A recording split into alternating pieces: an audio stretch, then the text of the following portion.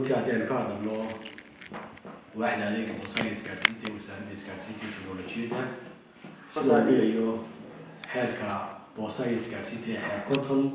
ee soo baxay 2020kii waxa ay qaranka jamhuuriyadda Somaliland mas-uul ama wakiil uga tahay dhammaan wixii la xidhiidha boosaha kuwaas oo qaybsan doona boosaha dawliga iyo boosaha private-ka haddii ay ka horeyno boosta dawladda adeegyada ay bixiso waxa kamid ah wadanka gudihiisa iyo dibadiisaba in alaabooyinka laga soo diri karo wadamada ka baxsan wadankeena ama ku yaalan Africa ama Europe ku yaalan ama America ku yaalan ama Asia ku yaalan kuwaas oo inta badan loo soo maraa sida ay heshiis ku gaarnay wadanka Djibouti kuwaas oo kadib loo soo gudbiyo Hargeysa iyo xarunta boosaha ee qaranka waa arrin bushaara oo runtii muwaadiniintu ay ka faa'iideysan karaan meel kasta ay joogaan maadaama ay jiraan dad fara badan oo wadanka u dhashay oo ku nool qurbaha sidaa daraadeed waxa ay fursad u haystaan markasta oo wadanka ay doonayaan wax soo diraan dad jooga inay halkaas soo maraan taasi oo malaha laga nasan karo ama laga bixi karo marar badan adigoo arkaya dad naadinaya oo la wadan hebel talab cid ka soo baxaysa ma jirta maanta waxaan leeyahay qof waliba fursad u haystaa in uu alaab soo mari karo halkaasi kadibna qofkii uu soo diray aanu gacanta ka saari karno taasi waa tii boosaha dibadda haddaynu u nimaadno boosaha dalka gudihiisa iyo adeegyada ay bixiso waxaa ka mid ah adeega dawladda kaasi oo gaadha dhammaan gobollada dalka iyo gaar ahaan caasimadda kuwaasi oo loo kala qaado waxaa laala wixii documents ah ee muhiim ah ee la ilaalinayo sugnaanshiyahooda iyo ammaankooda kuwaasi oo waaxda boosuhu ay si sugan u gaarsiiso hadba xafiiska loogu talagalay in loo geeyo waxaa iyadana xusid mudan inay jiraan boosaha gaarka loo leeyahay kuwaasi oo wasaaraddu ay regulate garayso ama ay siiso liisamada iyo ruqsadaha ay ku shaqeeyaan kuwaasi oo fursad u heli kara marka ay liisanka qaataan inay bixin karaan adeegyadaasi boosaha waxaa runtii iyadana xusid mudan in xeerarka iyo shuruucda lagu dhaqayo dhammaan boosaha dalka ama ha ahaadaan kuwa gaar loo leeyahay ama ha ahaadaan kuwo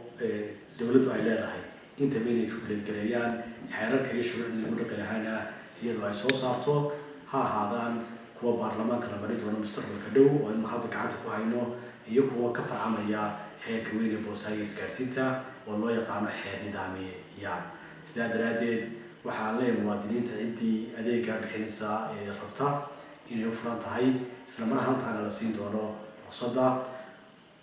waxaan kusoo ururin lahaa hadalkayga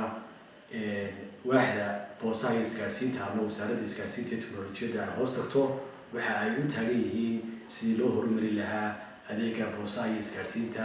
haddii waqtiyadii hore loo isticmaali jiray nidaamka wax isku dirista waraaqaha waxa ay iminka u gudubtay nidaamka e-commerce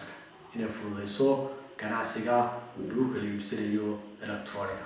kuwaasi oo qofku marka uu online ku iibsado isla mar ahaantaana u baahanayo ciddii u qaadi lahayd oo ay u noqonayso qaybta delivery ee wasaaraddu inay u fududeyso aad iyo aad baad mahadsantahay qolaha media waxaad kusoo dhawaataan waaxda adeega boosta anigoo ah Yala Cabdirashiid Cali ahna ismaaxiilka waaxda boosta waxaynu samayn doonaa insha Allah tacaala maadaama aynu boosta ka shaqeyno waxay dadkan u shaqeyno iyo halka ka kala socdaan iyo sanadkii hore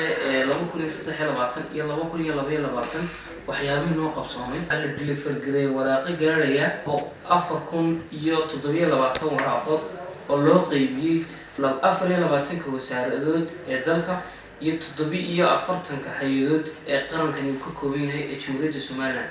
sanadkii 2023 ee dhamaaday waxaanu qaybinay 5580 waraaqood taasoo lagu talagalay dhammaan institutionada dawladda kuwaasoo u shaqeyno dhammaan institutionada kala duwan ee wasaaradaha dalka waxay ka kooban yihiin 24 wasaaradood